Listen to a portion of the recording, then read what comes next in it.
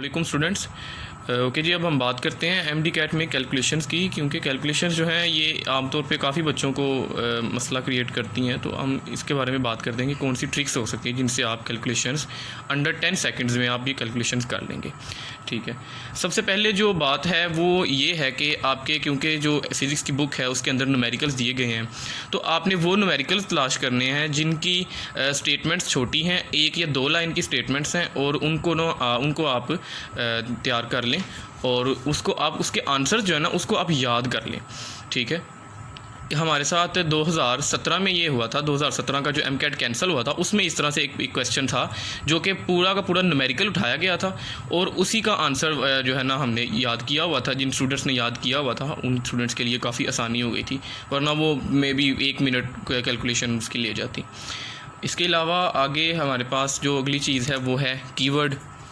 ठीक है, कीवर्ड जो है ना कैलकुलेशंस के अंदर बहुत इंपॉर्टेंट होते हैं। आपने कीवर्ड अब यहाँ पे कीवर्ड से मुराद ये है कि जो चीज़ें आपको दी गई हैं पेपर के अंदर, जो वैल्यूज़ दी गई हैं।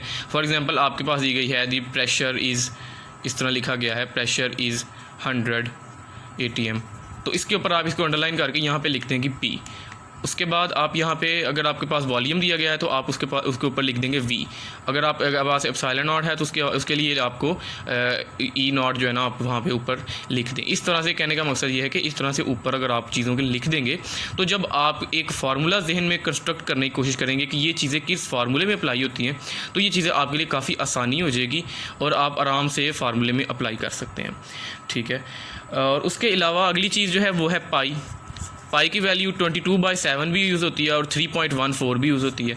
अब ये दोनों वैल्यूज़ ठीक है और दोनों वैल्यूज़ ही यूज़ होती हैं। तो सबसे पहले तो ये है कि आपने ये तलाश करना है कि हमने पाई की कौन सी वैल्यू यूज़ करनी है। तो 22/7 उस वक्त आपने यूज़ करनी है जब आपके जो क्वेश्चन है उसके अंदर 11 का कोई मल्टीपल हो, 2 का कोई मल्टीपल हो, 44 हो, 4 का कोई मल्टीपल हो। इस तरह से अगर कोई क्वेश्चन आपके पास मौजूद है तो आप सिंप्लीफाई कर सकते हैं पाई की 22/7 वैल्यूज़ को लगा के। इसी तरह अगर 7 है तो आप लुक फॉर एनी वैल्यू जो कि 7 के साथ रिलेटेड हो, 14, 28, 49 एट्सट्रा।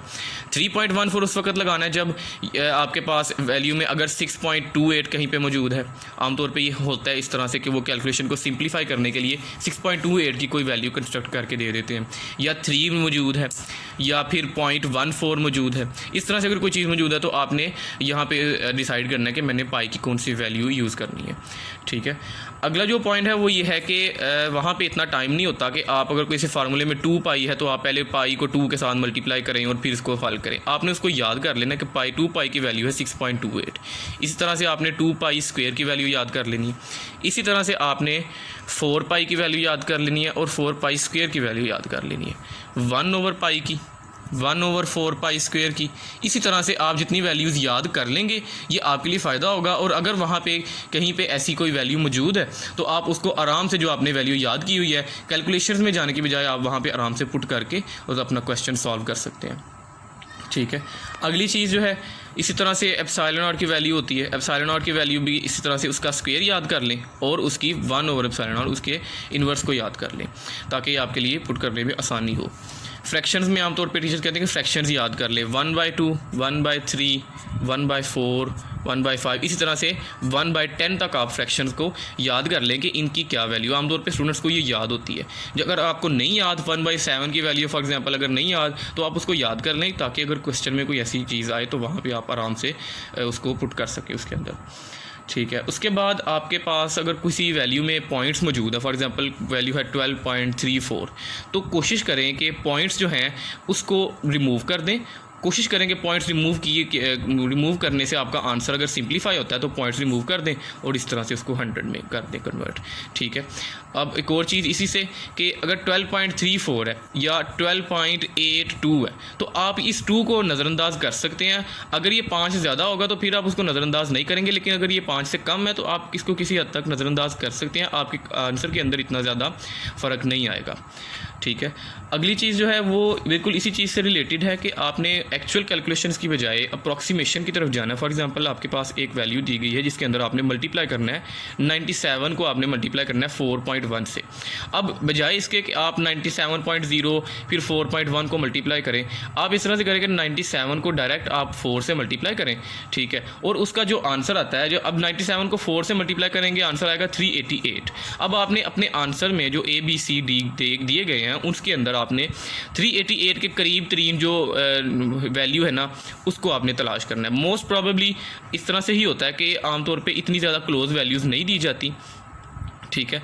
और इस तरह से आप उसको आराम से सॉल्व कर सकते हैं। अब वो 388 है, क्योंकि ये वैल्यू ज़्यादा है और हमने कम से मल्टीप्लाई किया है, तो 388 से मे बी वो 389 या 390 तक होगा, ठीक है। इसी तरह से अगर इससे कम है 3.9 है या 3.8 है, तो आप इसको इसी तरह से मल्टीप्लाई करके इसके करीब तरीन जो आंसर है उसको आप तलाश करके तो मार्क कर सकते हैं, टाइम आपका बचेगा। ज़्यादातर MCAT में कैलकुलेशंस मुश्किल नहीं होती, कैलकुलेशंस थोड़ी सी ट्रिकी होती हैं, बस थोड़ी सी ट्रिक होती है। आपने ज़रा और हाँ, मैंने पहले भी वीडियो में एक बात बताई थी कि हवा में कैलकुलेशंस करने की बजाय, अपने माइंड में कैलकुलेशंस करने की बजाय पेपर पे कैलकुलेशन करने को प्रेफर करें, क्योंकि उस वक्त आप इतनी पैनिक की सिचुएशन में होते हैं कि आपके लिए वो पॉसिबल नहीं होता। बाज़ बच्चों के लिए होता है, बाज़ बच्चों के लिए नहीं होता पॉसिबल कि वो माइंड के अंदर कैलकुलेशंस कर सके, और वो गलत कर देते हैं उस वक्त। बिल्कुल सिंपल सी चीज़ें भी गलत हो जाती हैं, ठीक है। If you have any queries you can ask, you can email me. Thank you very much.